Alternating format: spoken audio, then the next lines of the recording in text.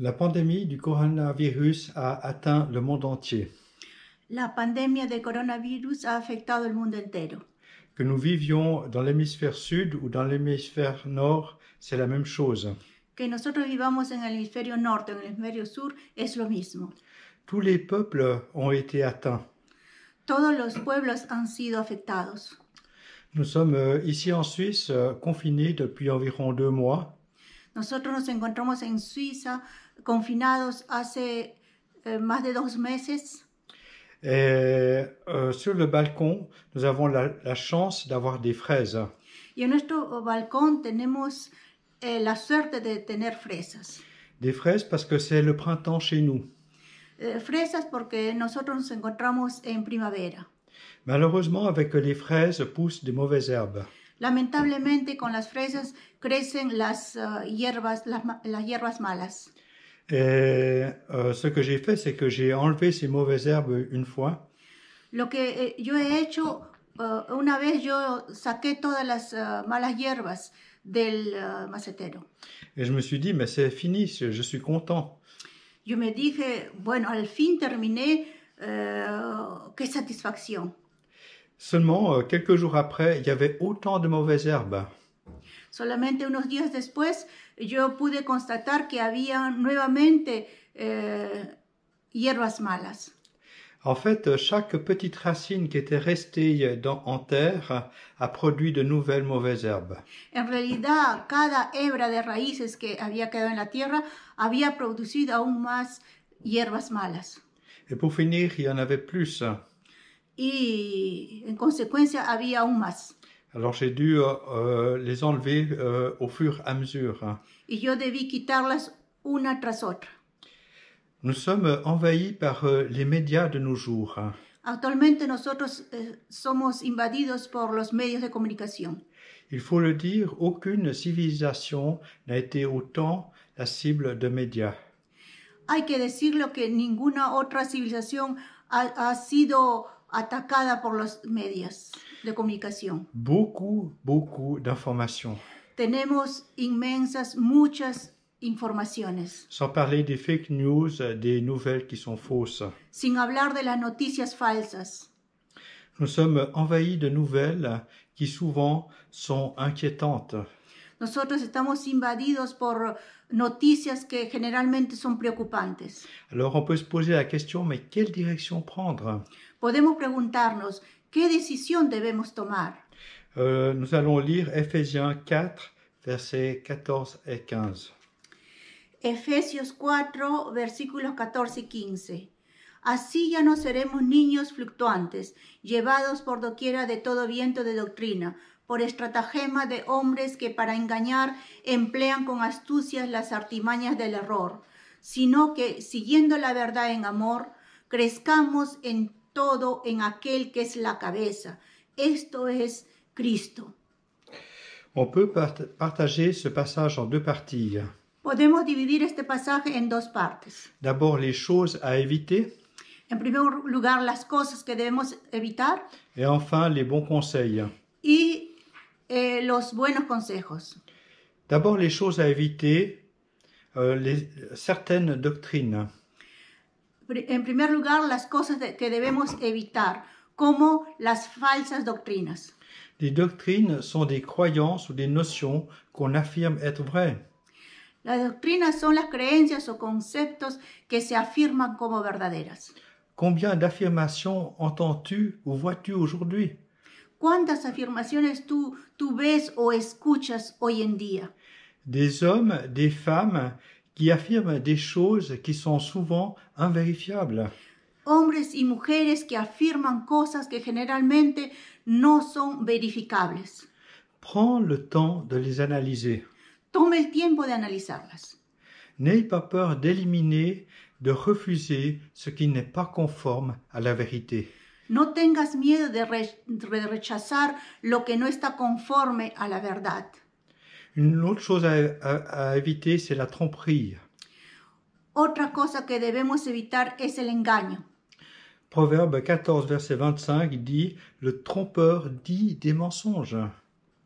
Proverbios 14:25 dice, el falso dice mentiras. Alors pas de gros mensonges, no grandes mentiras. des semi-mensonges, Son verdades, lo que llamamos verdades a medias. des petits mensonges qui te font croire que tu es dans la bonne direction. Pequeñas mentiras que te hacen creer que estás en el buen camino. Derrière la tromperie, il y a la ruse. Detrás del engaño se encuentra la astucia. Le but de celle-ci est de t'écarter de la voie que Dieu a pour toi. El objetivo de esta es de que puedas apartarte de la verdad de Jesucristo. Et si tu te rends compte aujourd'hui que tu n'es plus sur la voie que Dieu a pour toi, Si tú te das cuenta hoy en día que tú ya no te encuentras en el camino, en la senda que Dios ha trazado para ti, je t'encourage, reviens à Dieu. yo te animo y te digo que regreses a Dios. Dis-lui, je te demande pardon de m'être écarté de la voie que tu as pour moi. Puedes decirle que te perdone por haberte separado de la senda que Él ha trazado para ti. Dis-lui, je veux revenir dans tes voies. Puedes decirle que tú deseas regresar al camino que Él tiene para ti. Ce sera le meilleur pour toi. Esta decisión será lo mejor que hagas. Une chose à faire attention, c'est la séduction. Otra cosa que se debe tener cuidado es la seducción. Nous pouvons lire dans 1 Timothée 4, verset 4. Podemos leer en Timoteo 4, versículo 4, pero el Espíritu dice claramente que en los últimos tiempos algunos apostatarán de la fe, escuchando a espíritus engañadores. La séduction est quelque chose qui est vraiment très présent aujourd'hui. La seducción es algo que está muy presente hoy en día. Que ce soit dans les rues Puede ser en las calles ou dans toutes sortes de médias. o en todo medio de comunicación. Le but, c'est de t'atteindre, El objetivo es de atraparte, de faire de toi un gibier, de hacer de ti una presa, une cible facile à atteindre. un objetivo fácil a atrapar. Et on peut se poser la question, mais que faire? Podemos preguntarnos y decirnos, pero ¿qué podemos hacer? Nous arrivons au bon conseil. Nosotros podemos aquí hablar de los buenos consejos. Choisis le bon chemin. Escoge el buen camino. Jésus a dit, je suis le chemin, la vérité et la vie. Nul ne vient au Père que par moi. Jesús dijo en Juan 14:6, yo soy el camino, la verdad y la vida. Nadie viene al Padre sino por mí. Alors quand Jésus dit cela, soit c'est le plus grand menteur de tous les temps, Cuando Jesús afirma esto, él puede ser el mentiroso más grande de todos los tiempos, ou soit il dit vrai. o lo que dices es cierto. Sache une chose, c'est que Jésus est venu sur terre pour toi. Debes saber algo, Jesús ha venido a esta tierra por ti. Il est mort et ressuscité pour toi, Él murió y resucitó por ti, parce qu'il t'aime. porque Él te ama Et il veut avoir une relation avec toi, y quiere tener una relación contigo, afin que tes péchés qui te séparent de Dieu soient pardonnés.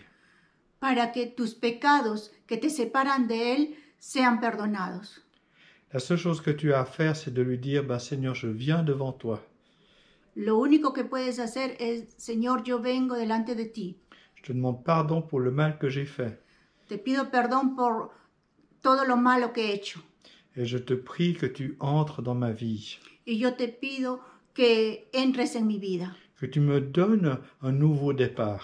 Que tú me des un nuevo comienzo. Et il le fera, sois-en certain. Y Él lo hará. Debes estar convencido. Un autre point, c'est rejoins la vérité. Otro punto es únete a la verdad. Écoute ce qui est bénéfique pour toi. Debes escuchar lo que es beneficioso para ti. Laisse de côté ce qui n'avance à rien. Deja de lado lo que no te ayuda a avanzar. Romains 10, verset 17 dit, Romanos 10:17 dice, Así que la fe es por el oír y el oír por la palabra de Dios. Imprègne-toi de la parole de Dieu, Imprégnate de la palabra de Dios afin que ta propre foi grandisse. para que tu fe pueda crecer.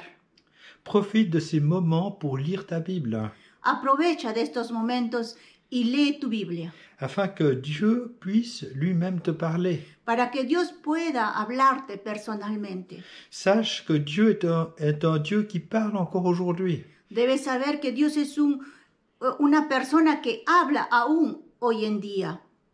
Dernier point, n'aie pas peur. Y último punto, no tengas miedo. Peut-être t'approcher de Dieu peut te faire peur. Es posible que pensar que acercarte a Dios te puede dar temor. Tu te dis, mais si je m'approche à Dieu, est-ce qu'il va vraiment me parler? Tú te preguntas que si yo me acerco a Dios, ¿va realmente a hablarme? Nous pouvons lire Romains 10, verset 20 comme une promesse. Podemos leer Romanos 10:20 como una promesa. Fui hallado por los que no me buscaban, me manifesté a los que no preguntaban por mí. À combien plus forte raison, si toi tu le cherches, il va te parler. Con mayor razón, si tú lo buscas, Él va a hablarte. Tu t'approches de lui et il va s'approcher certainement de toi. Si tú te acercas a Él va a acercarse a ti. J'ai mis exprès le deuxième verset que nous avons lu au début à l'impératif. Yo he puesto a propósito el primer versículo que leímos al inicio en modo imperativo. Sigue la verdad en amor, crees en todo en aquel que es la cabeza, esto es Cristo. Alors j'aimerais te dire que maintenant tu es devant un choix. Yo quiero decirte que actualmente tú te encuentras delante de una decisión. Que vas-tu écouter? ¿Qué vas a escuchar? Est-ce que tu vas écouter les bruits du monde? ¿Vas a escuchar los ruidos del mundo? Il y en aura énormément. Habrá mucho más, Mais il y a aussi la parole de Dieu. pero también está la palabra de Dios. Et je t'encourage vraiment à écouter la parole de Dieu, Yo te animo a escuchar la palabra de Dios, afin que tu aies de la paix dans ton cœur, para que tú tengas la paz en tu corazón, que tu aies aussi l'assurance qui vient du Saint-Esprit, que tú te sientas seguro de estar en las manos de Dios a través del Espíritu Santo. que Dieu te bénisse au nom de Jésus. Amen. Que Dios te bendiga en el nombre de Jesús. Amén.